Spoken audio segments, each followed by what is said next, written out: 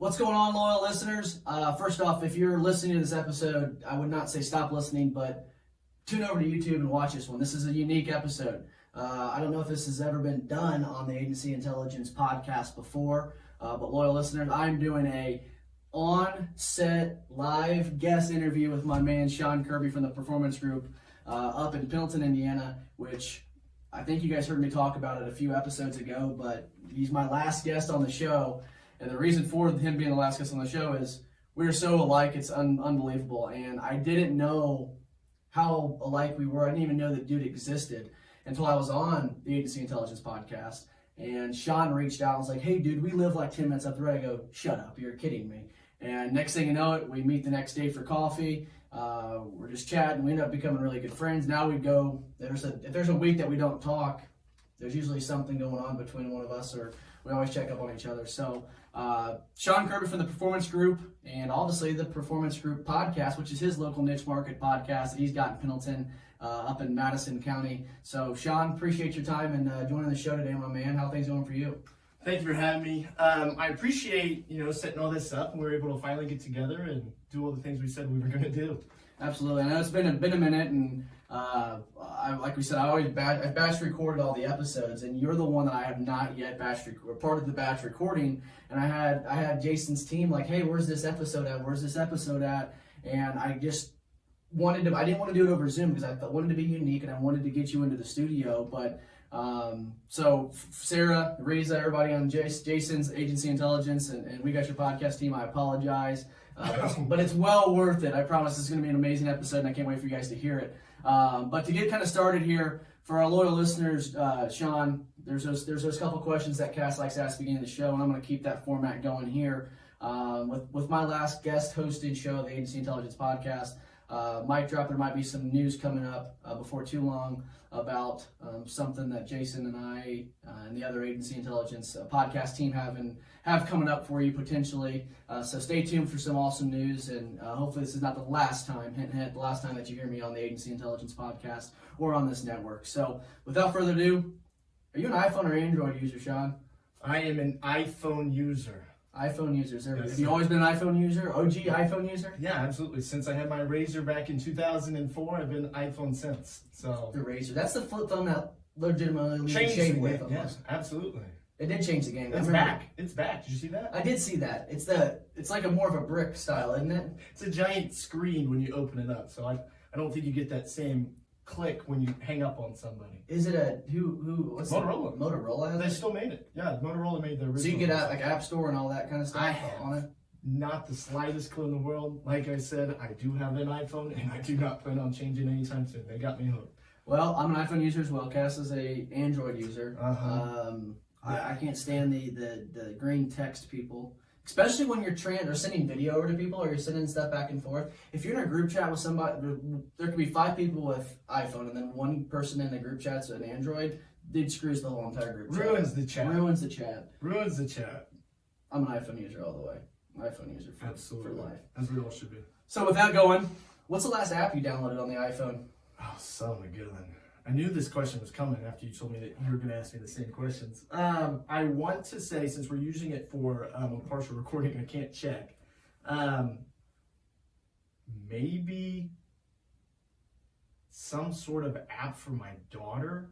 Some sort of game, but not like a game because she's not even old enough to understand it. I think I downloaded something for like her sound machine. You downloaded it to keep her occupied so you could get some stuff. You and the wife could get stuff done. Oh, you should see me this morning. I shoved her out in the gym. We've been watching Cocomelon at 6 o'clock in the morning when she wakes up, and I'm about tired of watching that. Cocomelon is the wake up word when Hadley's too. She says, I want Cocomelon. I want to watch Cocomelon. It's like, oh, if I hear Cocomelon one more time, I'm going to sue Cocomelon. Yeah, absolutely. All she can say is Coco. So she goes, Coco, Coco, Coco. And now she goes, ba, ba, because she wants to listen to Bob Black Sheep. So, yeah, no, I turned on the lights, took her out to the gym, and just made her sit out there and play with me. And there you go. Yeah, it's about fun. 20 degrees. Well, we'll get into your story with your kids and your wife, or your kid and your wife.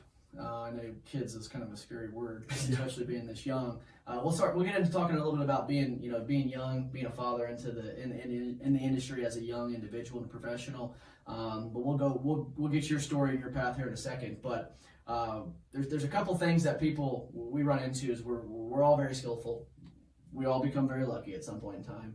What would you say the biggest component, luck or skill, has gotten you in the situation of where you're at today?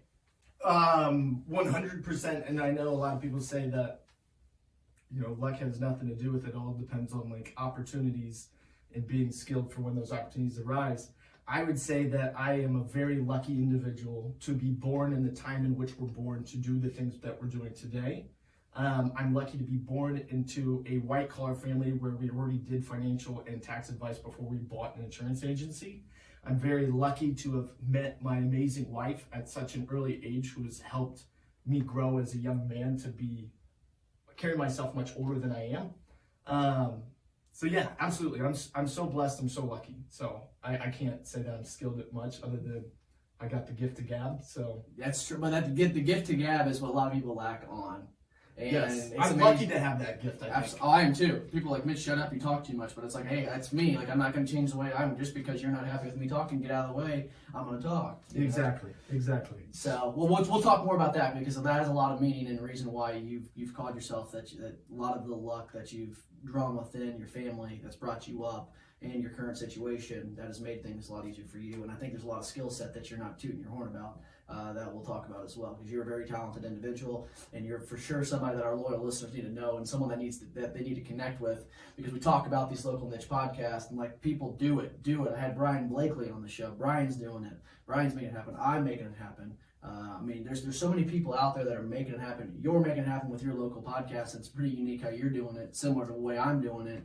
But people need to find guys to connect with that are doing this to let them know and to kind of back us up. Us people that are on these podcasts hosting these shows, that we're not just, BSing around. We're legitimately telling you this stuff actually works if you go try it and go do it.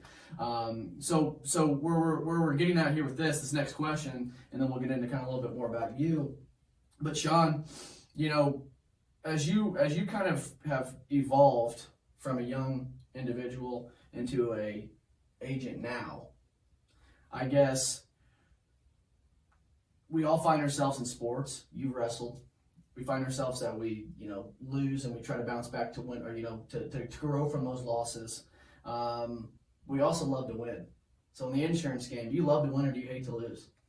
I think that's an interesting question, because, just like everybody else listening to this, I've listened to this podcast since I started being in insurance. I've listened to so many people, brilliant, smart, amazing human beings, answer this question. I'm always so enamored in their answers because they're so unique. And I've thought about this. Every time you listen to this podcast, you think, what would I even say in that situation? And right now I'm just trying to elongate this so I give myself a little bit more time to think about what my answer would be. I truly hate to lose. I think that's true. I hate to lose. And that could be the wrestling background. I do like to win. I do like to beat another individual. I do like to be on top, but I think there's something to say about hating to lose drives you to try to win. And I think that's important, especially we're both coaches, right? Right. So you immediately see a kid go on the mat. It's 1-versus-1. There's nobody else to blame. The only person you have to blame is yourself. And you have so many of these kids today who I don't know if they love to win or hate to lose, because they'll cry, but that doesn't push them to get any better. And I'm trying to learn how to transition these young boys, young women, young wrestlers to learn that a loss is okay if it drives you towards bettering yourself on that next one. I think that's similar to the way you answered your question, is you love teaching people how to lose. Not necessarily teaching people how to lose, and I'm glad you brought that up, because I don't even think I've talked about it. I always just drive people, hey, go back to that show, or go back to the episode I was on back in December with Cass and listen to my answer. And that's the same way. Like, I was I prepared myself, like I knew he was going to ask these questions, but I realistically didn't. Like, I was just listening to the show, like, okay, that was a good answer, And I'm like, screw it, I'm just going to fly it by the seam of my pants, whatever it comes to my mind and my heart. That's usually my best answer. That's when things happen, is in the time and the moment when you just open your mouth from a question. That's usually the most genuine and most authentic answer. So when he asked me, I'm like, dude, I love to win because I want that person who lost to know why they lost.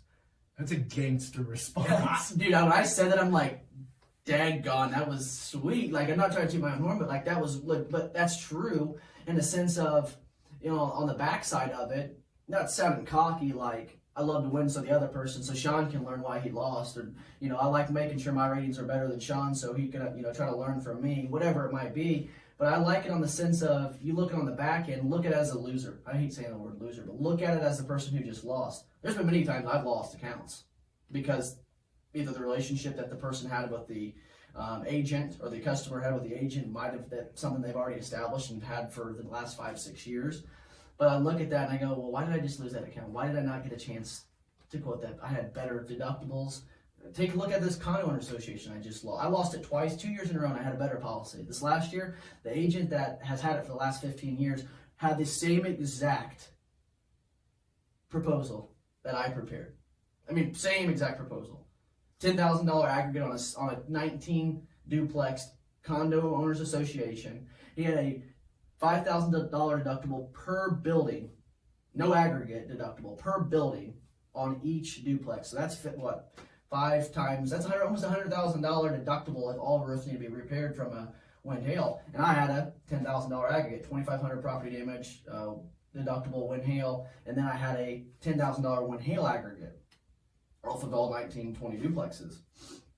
Well, this year they come back with the renewal, or they come back with the proposal, and that agent literally mimicked my proposal and my quote. And it was the condo owner association that gave that agent my proposal. And she said, well, we're just gonna stay where we're at right now. He was able to get back with his carrier and was able to match exactly what you had. And I'm like, you know what?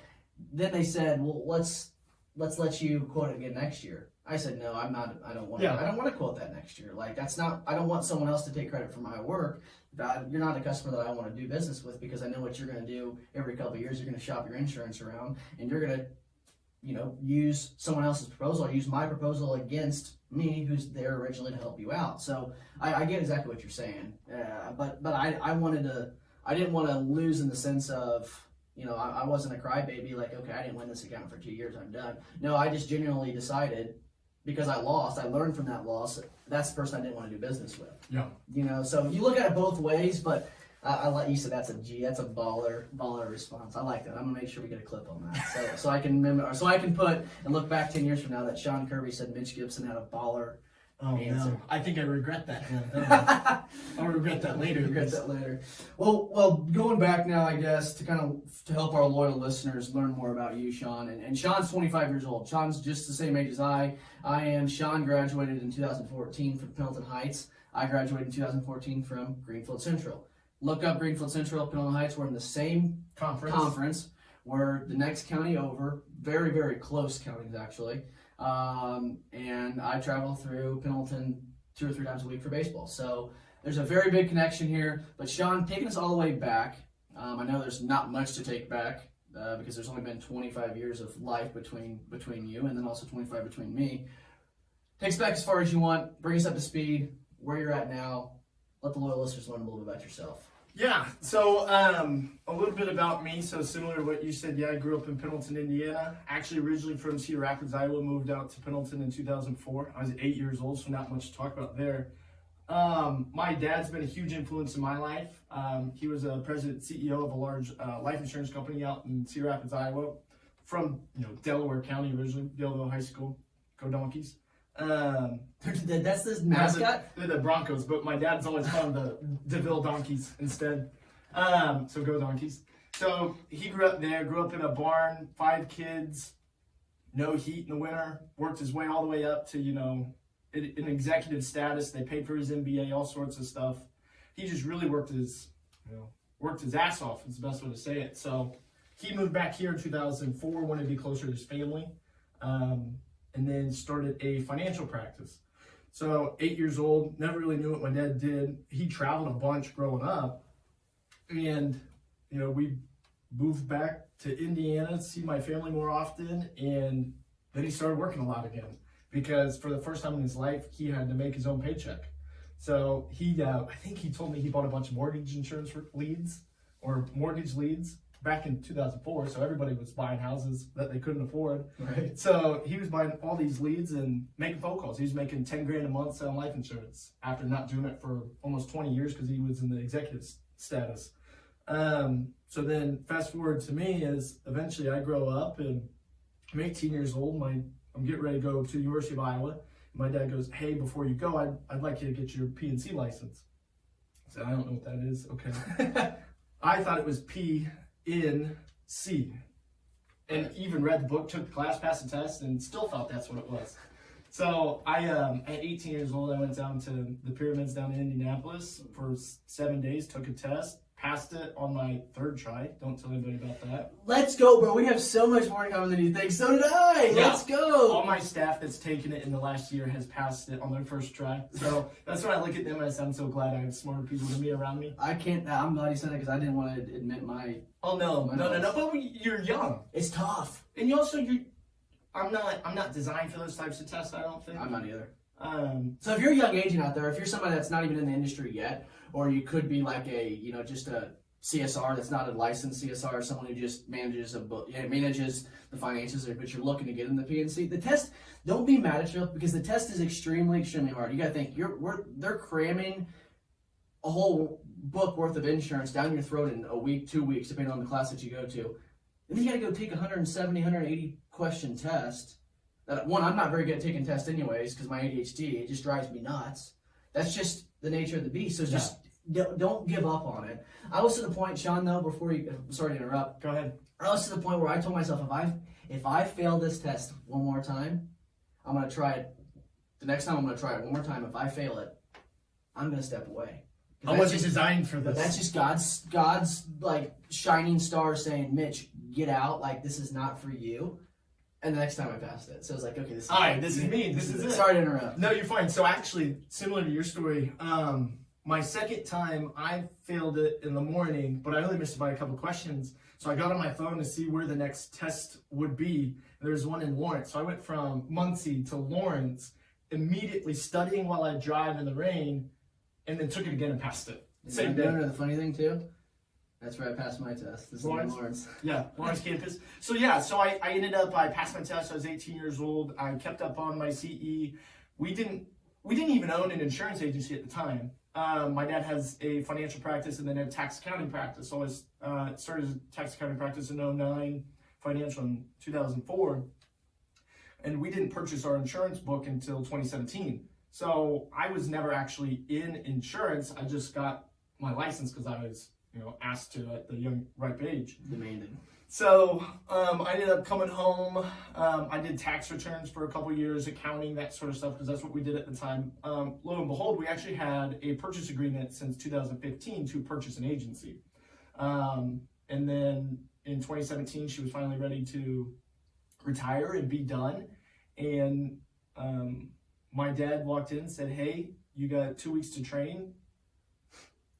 You're going to train with the former agent, and then she's out and you're in.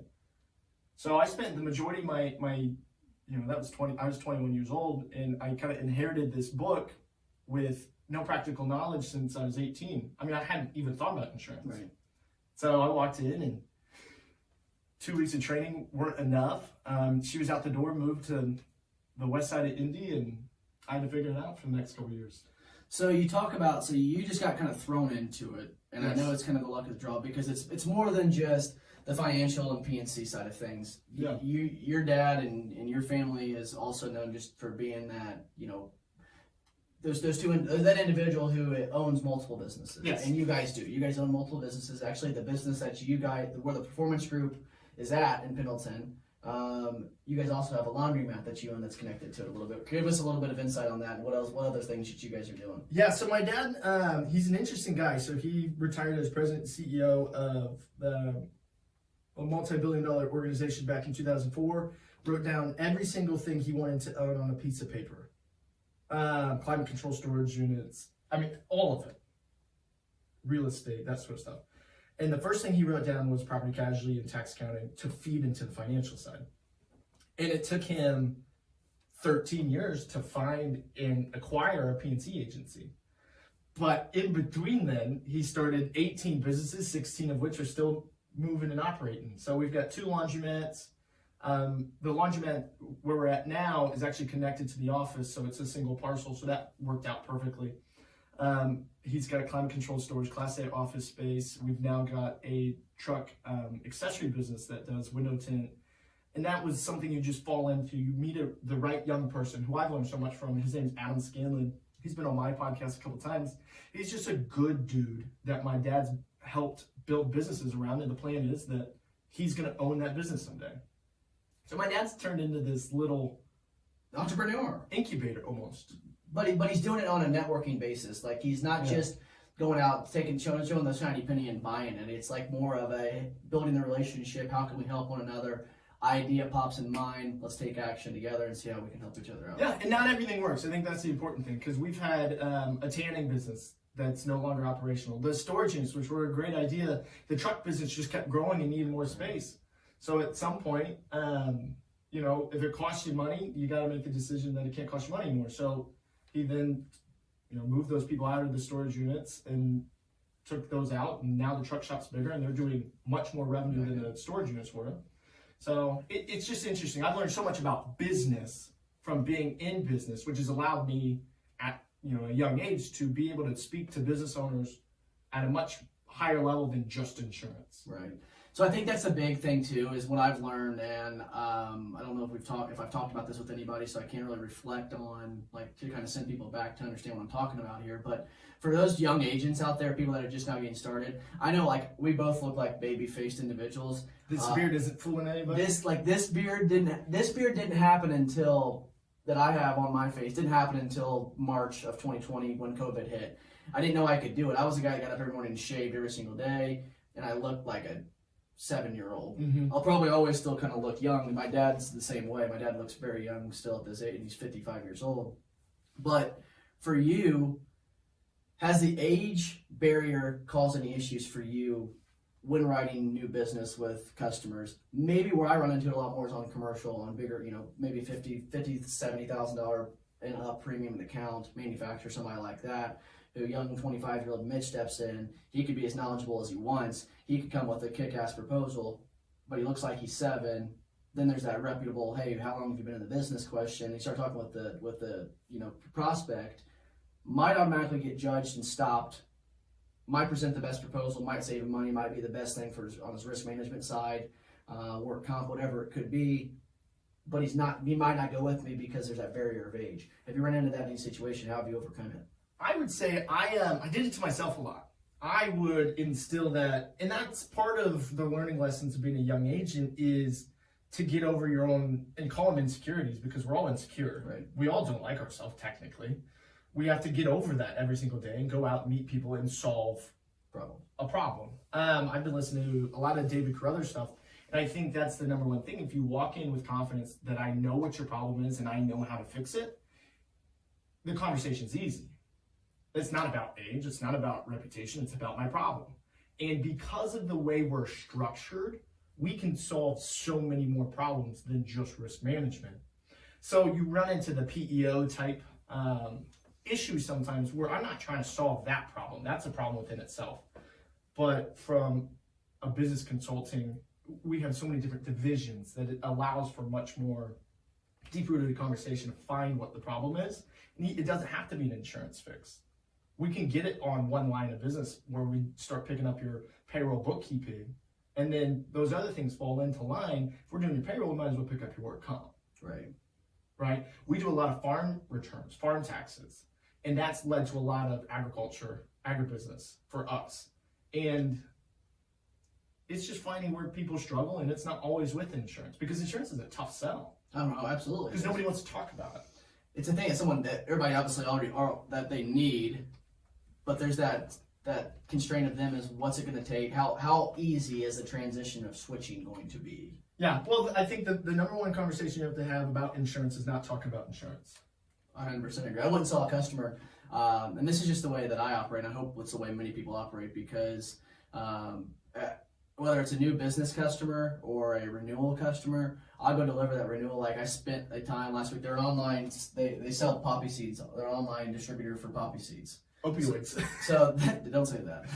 They'll buy poppy seeds over from UK, and then they'll break them down into smaller portions and sell them to bakeries, whatever it might be. But it's 100% online stuff. Well, I went and met these people at their house They're not doing any distributing and packaging stuff there. I went and met them at their house. We literally talked for an hour and a half about nothing but no insurance. Last 5 minutes insurance, and I was out of the house. Like, people feel like they have to go, agents feel like they have to go out and talk insurance at the beginning, be Mr. Professional. It goes back to when we're talking about when creating content, be authentic and be yourself. When you're going on a renewal or when you're going to meet with a new customer or going to go deliver a new policy, new business policy, you have to be just as authentic and personable then as you do from just picking up the phone and calling them the original, or if you're prospecting with them at that point in time. You've got to be authentic and be yourself the whole entire time. And if someone doesn't like the way that you're being authentic, it's probably somebody you don't want to do business with. You're probably one of the most authentic people I've seen as far as on a younger standpoint. And this is just industry, not just the industry, but also business-wide. You're authentic. You're authentic with the way you do your podcast. You're authentic with the way you do insurance. You're authentic with the way you are as a dad. You're authentic with the way that you are as a husband. Like, that is what you agents out there need to understand, is you have to be yourself 100% of the time when doing business, or you're going to hate what you're doing. I agree. You love with what you're doing because you get to be yourself 24 hours a day. Yeah, absolutely. But that's learned, because I hated it.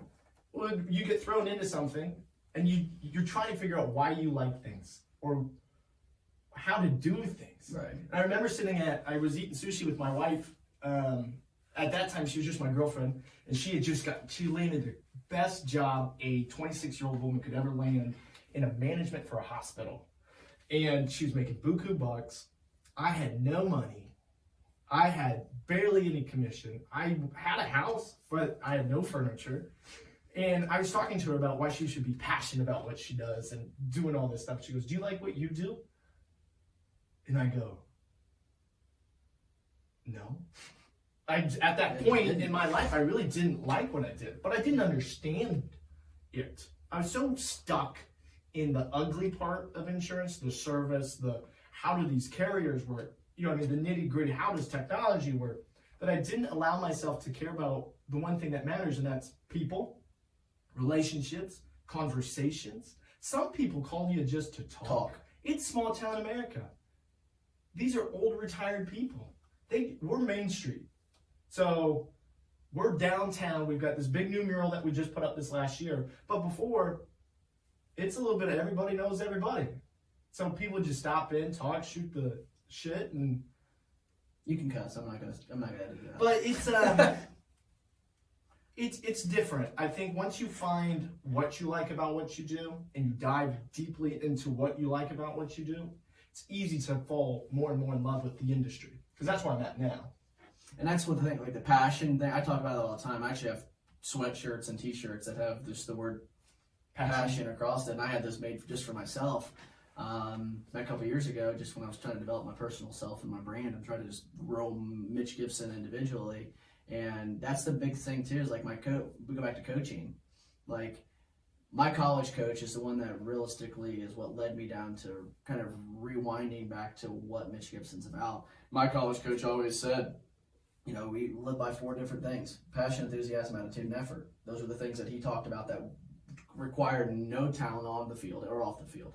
You control those 4 things, everything else will take care of itself. And, I sat back in college and I was like laughing about that. I was like, he always talks about this passion, enthusiasm, attitude, effort stuff, Well, it all made sense to me as I go into the real world of life. It's like, we teach kids, like I was teaching my baseball, the kids that I teach in the summer, I was teaching them that same passion, enthusiasm, attitude, and effort.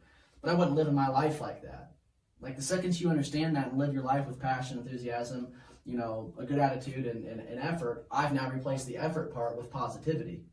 Because there's so much negativity going on. It's like, how can I provide positivity every single day? Whether it's on this podcast, whatever it's on my podcast, whether it's on, me in the insurance office, colleagues, just networking, whatever it is, you've got to have that driven passion to become a better individual and also have the intentions of how can I help that person. And in return, not expecting something back in return. I think that's the big disconnection is people expect they got to do, and they're expecting something to come back. No, that stuff will come back to you, and you'll get a nice return on investment on it because you've provided a great passion, a great deal of authority to helping somebody else. and it may not happen right this second, but over time, that person's going to remember that you left an impact on them because you're a passionate individual. So that's why I love the insurance game. I mean, it's fun, it's enjoyable, and that's why I'm so passionate about doing podcasts, because it helps. It helps me, it helps you, it helps other agents out in the world, and even your local podcast. Let's get into that for a second. You're doing a local niche podcast in Madison County, the Performance Group podcast. You've done something a little different. I changed mine to an Inside Hancock County podcast. You've kept yours tied in with the Performance Group, and it's called the Performance Group podcast. You can listen to it anywhere. But tell us a little bit about the Performance Group podcast and what you're doing and how you're using it to, that's kind of as a sales funneling tool to grow your brand and the authority. Yeah, so the Performance Group podcast all started, my first episode was recorded on February something of 2019. The first episode I did with my dad, just to convince him that it made sense to do something so crazy. And now he loves it, truly. But I didn't actually release that same episode until we were truly the Performance Group. So when we purchased our agency, we purchased the name with it. So the financial was always Performance Financial Group. The tax and accounting was Performance Tax and Accounting. And then we purchased an agency. It was the Insurance Center of Pendleton. There was always a disconnect between me and, it's truly designed from a cross-sell opportunity and speaking with those internal clients. It just never clicked. It never worked. It never was the thing that I wanted it to be, if that makes sense. And it always felt disingenuous speaking to clients as the Performance Insurance Group, the Insurance Center of Pendleton, about insurance, but it just got so disconnected. So, I'm a young dad. So my wife and I, then at that point, she was my fiance. We got engaged, and then 4 weeks later, we found out we were 5 weeks pregnant. And I started doing the math in my head. I was like, oh no. So we had to figure it out. Fear is a hell of a motivator. At that point, I was sustaining the agency. I wasn't growing it. So your mind's moving a million miles a minute. So I started thinking, what can we do? I had long conversations with Adam Scanlon, and he's a business partner with my dad, about the idea of the Performance Group. The idea that what if we named everything under one brand because it was too disconnected. So now it's Performance Group, Tax Accounting, Insurance, and Financial Services. And that big brand change all happened at the same time that I dropped the podcast on 1/1 of 2020. And then 3 months later, the world shut down. But it's just funny the way that it works, because every time you think you're getting a step up, she has this funny way of just kicking you back down a notch to reminding you to stay humble and keep working. But back to the podcast in general, that's how it started, was just off of an idea. It took 11 months to actually put out the first episode. Now, what driv? That's not even a word. No, I was not an English language major at Ball State, if you can tell. What was the driving factor of starting the podcast? Was it watching and listening to other shows and podcasts, or where did you kind of get that initial start? I loved podcasts. I would say that about halfway through my first year of insurance, I had already listened to Barstool podcast, the ones that we listened to as kids. And I go, I wonder if there's any more information, because I got introduced to IAOA by Clint from, at that time he was with Advisor Evolve, but now he's with, I think, Neon. Clint's an awesome dude, and he's the one who sold me my Advisor Evolve stuff with Chris Langeal. So I got into IAOA, and I then got somehow put onto these podcasts. So I started listening to Bradley and Scott, and I listened to the Insurance Guys podcast, and I just ate it up. And then I ran into Zach and Matt from GNN with their Bobble On podcast, and I ate that one up. I just, because the whole time you're preparing for these kids that are about to be here, so you need to have all this extra information. I was painting rooms, you know what I mean? Like the dad stuff, putting together a crib. And the whole time I was listening to insurance podcasts. And at some point I was like, what if we had our own, and we spoke to our clients, and we spoke to other people in our community, and gave them a platform for the first time in their life, because they've never had a chance to tell really good stories that they have to the community, so the community can get to know them. And that's the beautiful thing about your podcast, is it's so communal. Yeah. The Performance Group podcast, back into mine, it's about our clients and the opportunity for them to tell their story. And I've stolen so many good ideas from great people, or I've stolen ideas from the insurance guys, or I've stolen ideas from you, to where I'm starting to broaden it to speak to, call them prospects. But at 25 in a pandemic, it's hard to network. It is. So reaching out on LinkedIn and saying, hey, I'd love to have you come on my show so you could tell your story and have an opportunity to, take a clip and post it on yours. People are going to take that hour. Absolutely. And that's the thing too, is, and I'm just as guilty as you are, I guess, in this case. And I guess I'm throwing you under the bus because I'm throwing myself under the bus. But it's because we engage and see each other's social media stuff. But, the time management piece of turning that episode into a podcast or a video is not too hard, but turning that into different clips and taking the time to watch this episode or write down while you're interviewing the guests what clips I could clip.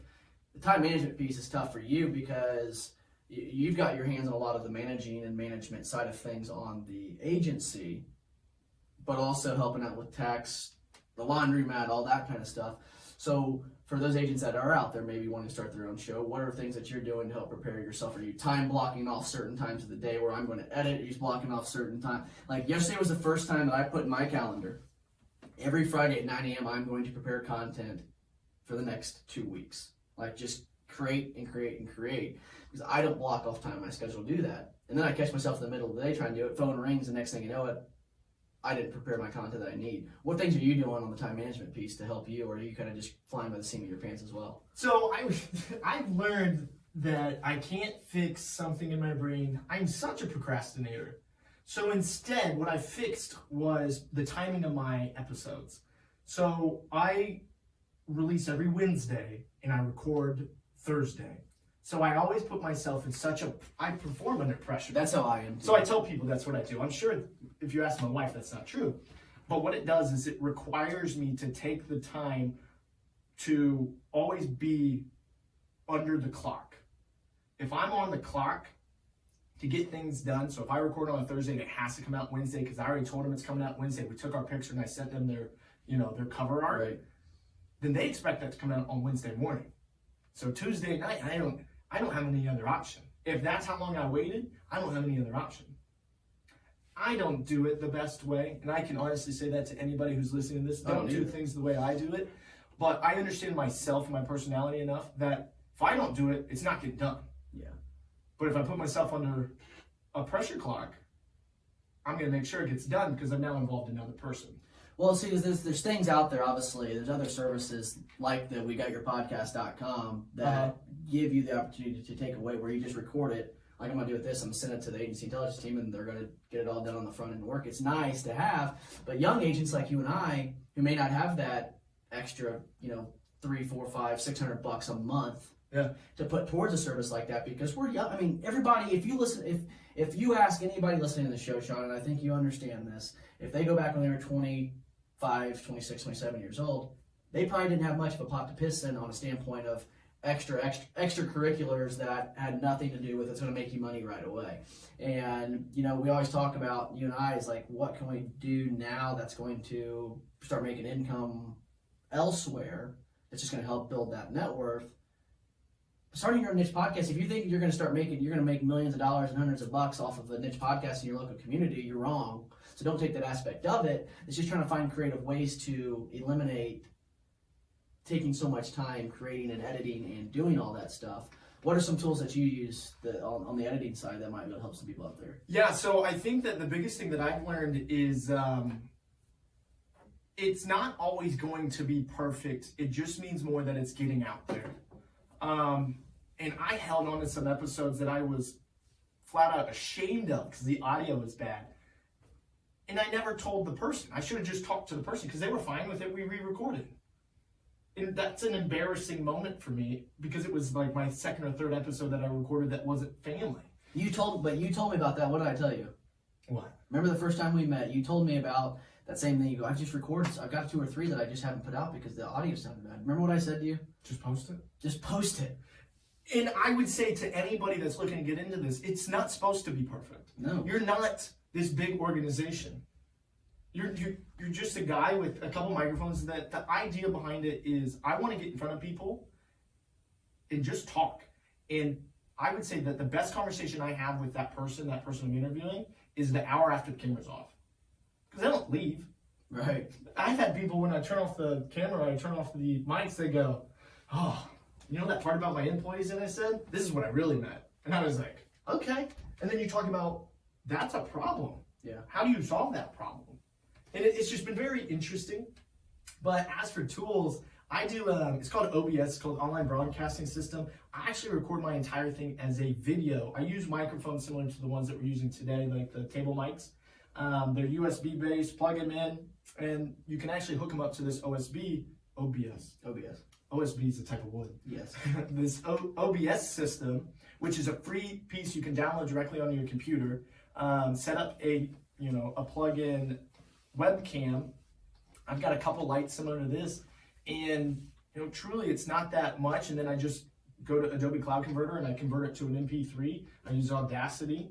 I have a front-end clip and a back-end clip that I use. I get all my my jingles from Audio Jungle. They cost a couple bucks depending on which one you want. And then you have the licensing to them. They give you everything and you can use it. But you can start a podcast under $100. Everything I've used so far is free.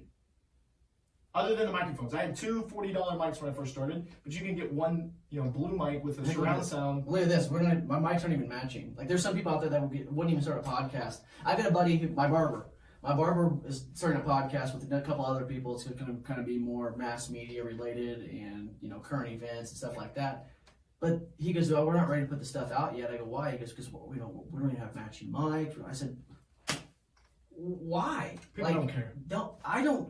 For me and for you, it shouldn't matter. I mean, people think they have to have the prettiest, shiny, most. I bought this blue mic because I was stuck at home because our office was closed, and the Remax office where my studio's at was closed because of COVID, and I couldn't go get my equipment, so I went and bought this blue mic, and I'm like, hey, might as well use it. But I bought it on a way of so I could still do quality stuff out of my house while being stuck at home. That was just a return on investment that I had to get. But don't go spend thousands of dollars on just podcasting equipment. There's no reason for it. I'll send you a picture of my studio. It's really nothing more than 3 lights, a tripod, and these 2 mics. And it's gotten better with each episode. Because you figure out what But you learn. You got to watch the episodes to learn. Jason Cass told me, and loyal listeners, this is strictly, I might have been very bad this episode. And the reason I'm saying that is, you got to do really good of identifying who your target is on it. Like, who am I speaking to? I'm speaking to you, the loyal listeners. This is who I'm speaking to. And I want you guys to understand how easy it is to do this stuff. And Sean and I are both here to answer any questions, to help you out and point you down that direction of getting started, because it's real easy. You're watching this. This is off of my iPhone. I mean, we're recording 2 iPhones right now. Clip-on mic and 2 mics. That's all it takes. Realistically, it's all it takes. Editing software, and that's done. Easy under $100. I got a video coming out. It's going to be how to start a podcast under $100 from start to finish, just to kind of help everybody out. If you had one piece of advice for people starting their own podcast, what would it be other than just do it? Other than just do it? Because truly, that's it. The relationship and the connections are the most important part of the podcast, even more so than the product. And I know that sounds backwards, but the conversations that you truly have with people, the conversation we're having right now, the intimate moment in person to have with these people is worth so much more than the amount of listens you get. Because I would honestly say that I've never been asked that question by a guest. I've never been asked how many people listen to your podcast. I care about those numbers. Nobody else cares about those numbers. They're just happy to be here. Right.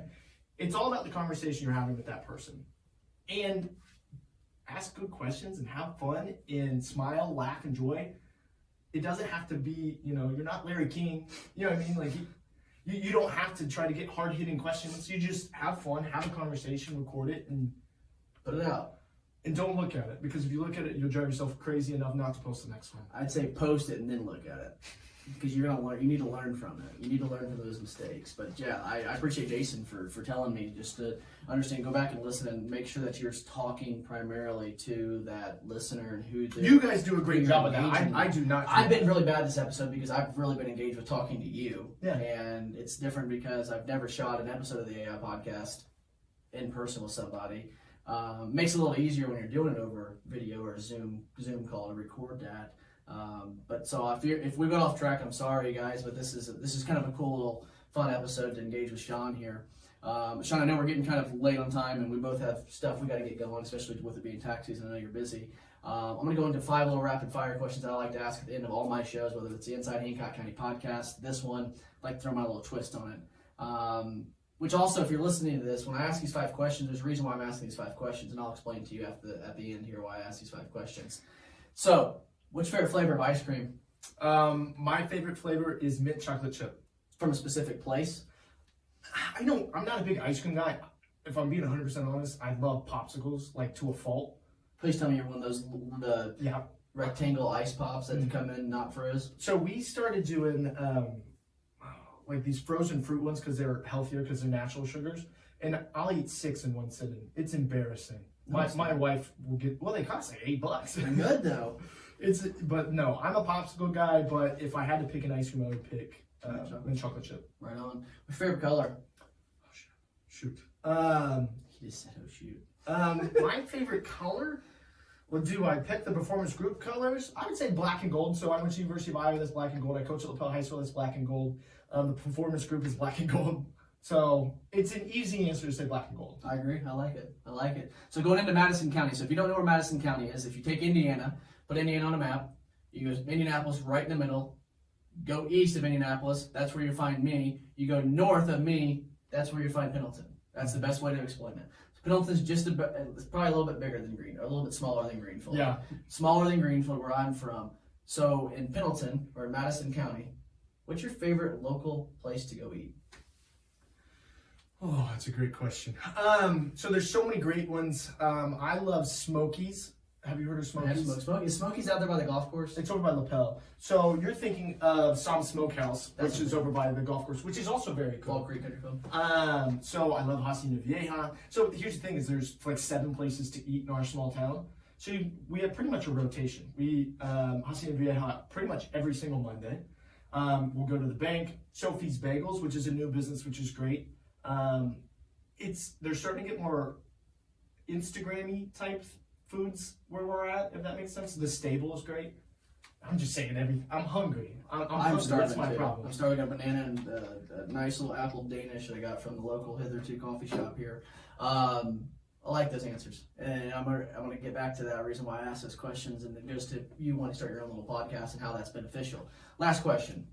Might be a little bit more tough, and I don't know if you're prepared for this one, but you're gonna have no choice but to answer it. Okay. If you had one piece of advice, young agent, middle-aged agent, older agent, somebody who is either just now getting started or someone who's feels like they're in the middle of a crisis and not too sure where to go. But coming from a 25-year-old, some people might not take advice from it. Yeah, that's fair. But if you had one piece of advice for somebody in the insurance business that are struggling or just now getting started, what would you say would be a good one? I would say that patience is important.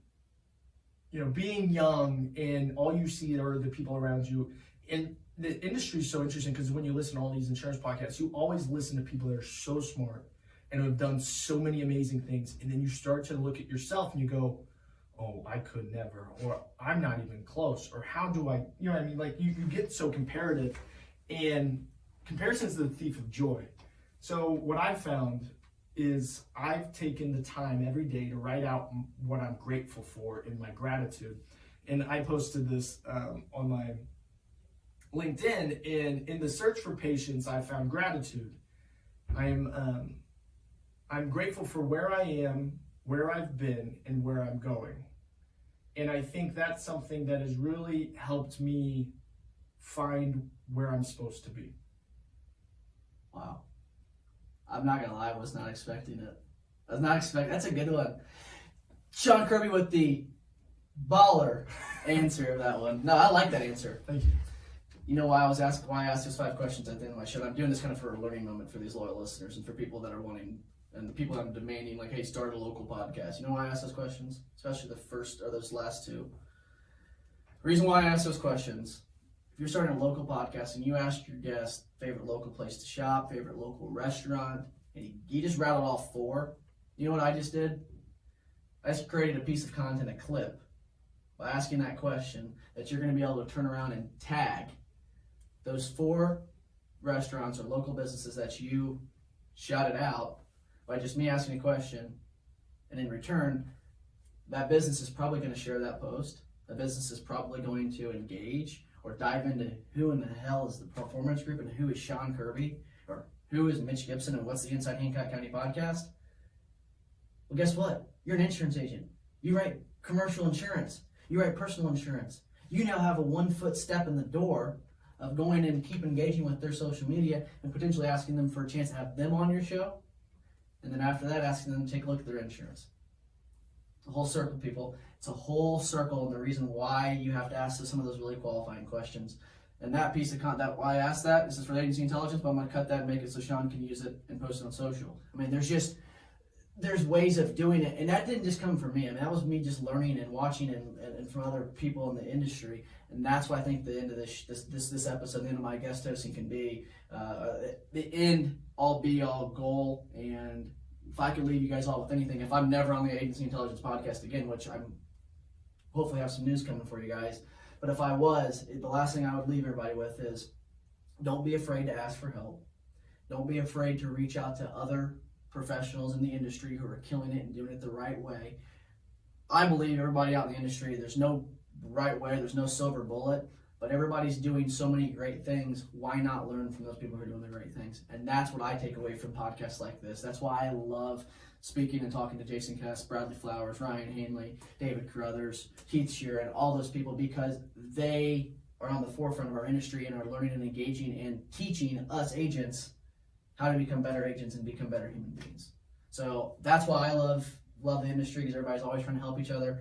That's why I love you, and I'm glad we became friends and met and are doing this right now, because it's super fun to engage with not just insurance agents, but also agents that are just 5 miles up the road. And there's probably people up 5 miles up the road you don't even know exist that you should probably become friends with, engage with, and see what they're doing. So, Sean, appreciate it. Any quick shout outs, anything that you want to let the lovely world of the agency intelligence or our loyal listeners to know about you, or ways that they can find you and reach out? Yeah, guys, I'm available on LinkedIn. Feel free to reach out if you guys have any questions. I've been so lucky to have conversations with Matt from Babylon, Grant Botma, all sorts of people that are doing similar things in the agency world that have helped me. And I think that I'm still on this really long journey, and I'm still figuring things out. So expect me to reach out. Hopefully we can all learn together. Absolutely. That's what we're talking about. Well, that's Sean Kirby from the Performance Group podcast, and also the Performance Group Tax, Financial, and Insurance Services. I hit it right on the head. Pretty close. That's close. We'll just leave it at that. Make it sound like I did really good. And I'm Mitch Gibson from the HRM Insurance Services team and the Inside Hancock County podcast. And I thank Jason Cass and the Agency Intelligence team for allowing me to guest host the show. It's been a blast. Please don't ever hesitate to reach out and engage with anything I've got going on. I'm here to help. I'm here to consult. And I'm here to become a better agent, just like every single one of you are doing out in the world. So for that, Sean Kirby, I'm Mitch Gibson. You guys have a great day, and always remember that you can make a difference. Take care, everybody.